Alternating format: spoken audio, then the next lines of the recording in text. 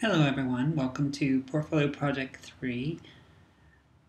As you may recall from the previous portfolio classes, this is the third in the series of portfolio classes, and you're going to be continuing to work with the portfolio subject that you selected back in Portfolio Project 1. This is going to be a direct continuation really of Portfolio Project 2, because if you've looked at the assignments in FSO, you'll see that the first activity you're going to be doing is to create a logo design. And this is a logo for your subject's brand, and this continues the work you did on your style guide. In fact, it is going to involve that style guide document itself. So hopefully you've kept a hold of that, kept a copy of that handy, and have it in its finalized state, because you will be needing to use that document once again. But the main focus of the class is on a video project, and this is going to be leveraging the digital video and digital audio editing skills that you have recently obtained through the digital video editing and digital audio editing courses themselves. And as with the style guide project, this project will be broken down into stages, beginning with week 1, which will involve brainstorming, because what I want to do in that case is just to make sure you have a good concept for your video. Unlike the project in the digital video class, this project is more open-ended, so you can really do what you want to do with this project as long as it relates to your subject and serves a valid purpose or a valid use for that subject's needs. So it should be logical in terms of what your subject is. If it's a local business, it might be a commercial spot or a brief marketing piece of some sort. You could do something transmedia related. It could be a journalistic piece, like a news report. It could be an interview, even a short movie type, a short visual story type of project could be relevant as well. It really just depends on what you chose as your subject. But I'm going to have you identify your idea for what the video will be in this first activity, and I'm going to take a look at those and make sure you're not way out in left field and coming up with something that isn't quite going to apply or isn't really workable. I really don't see that being a problem, but it's better to be safe than sorry, of course.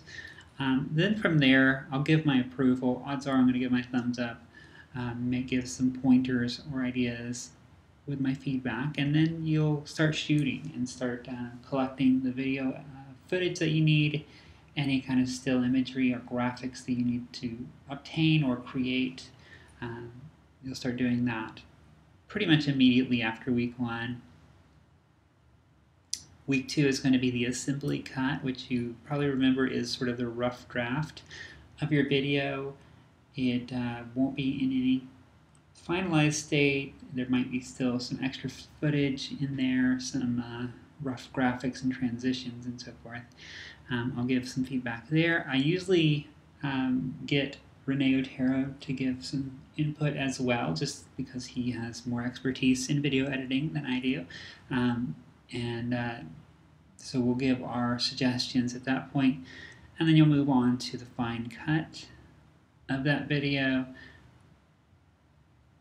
and then a final cut at the end, because you will be getting feedback at each of these stages and can continue to refine and improve the quality of your video. We do have weekly go-to sessions. These are typically going to be brief. I'll give an introduction to what we're doing each week and give time for any kind of questions or discussion of the projects. So if you can make those, it's certainly beneficial. And so this is really the overview of the class. It is pretty straightforward and not really work intensive. You do have to put some time into this project, but the portfolio classes usually are pretty light. So looking at the first assignment, which is your logo design, I think I have an activity this week that just says, go ahead and get started on this, and give some criteria. So it's not really due until next Thursday, if I recall correctly, giving you plenty of time to work on this alongside the video project. The criteria, pretty simple. It must be original design of your own creation. It cannot include any copyrighted materials. So, do you want to use any photographs or existing clip art or graphics that are under copyright? And if you do use anything, any pre-existing media that you believe to be copyright-free, make sure you do your homework and verify that it is. A lot of the Creative Commons stuff is not okay for commercial use, which this would be considered because you're making a commercial logo. Even if it's never used by your subject, we still want to adhere to the realistic standards. You want to refer back to your style guide and use those brand colors that you selected back in Portfolio Project 2, because this is all about consistency, and you want it to match the themes and the values and the personality of the portfolio subject's brand identity that you outlined back in Portfolio 2. So this is continuing that process, continuing that theme. I have a few examples I can show. This is, as the name might give it away, but some of you know Kristen Yates for Yates Chiropractic. And this is her logo design, and gave a brief write-up about logo usage. And this is in the logo, the style guide document. So you're going to embed the logo into that document and turn that back into me, along with comments on the logo usage. This is guidelines that anyone would need to follow if they're using the logo. So any media people on your hypothetical media team. You can see it says the logo is to be used on all documents that represent the company, whether digital or print. Acceptable modifications are not approved adherent to the brand consistency.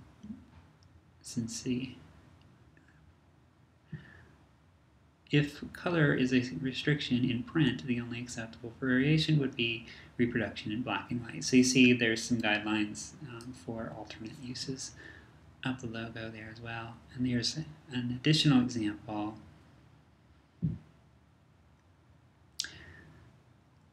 And this one actually gives more criteria for or restrictions on the usage of the logo. So it's only used on a white background to maintain a clean image, and it lists things that cannot be done with the logo. So there's certain limits to creative freedom for any media professional working with this logo. You can't rotate it, you cannot change the colors, or add any effects, or use any older existing versions if there are any, or combine the logo with any brands with another brand's logo. So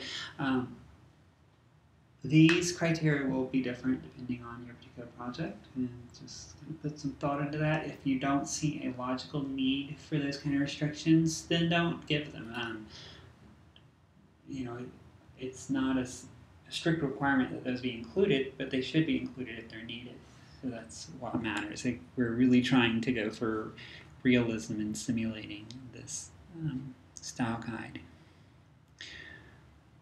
So you will be modifying your brand's style guide document, and you'll turn the logo into me in your style guide rather than just turning in the graphic itself.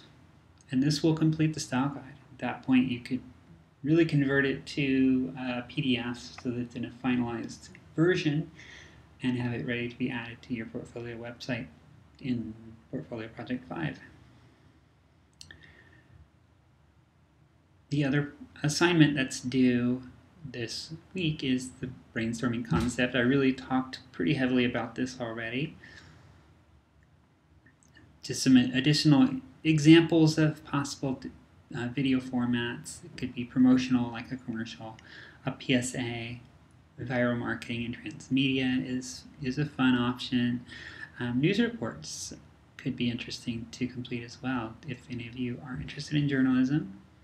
Short documentaries, a music video, which I've heard some interest expressed before, but I haven't seen one done. And this is like a music video you might see, well, you might have seen in the 80s on MTV. I don't think they show music videos anymore, but you might produce, if your subject is a musician, short films or and whatever you can think of that matches your subject's needs.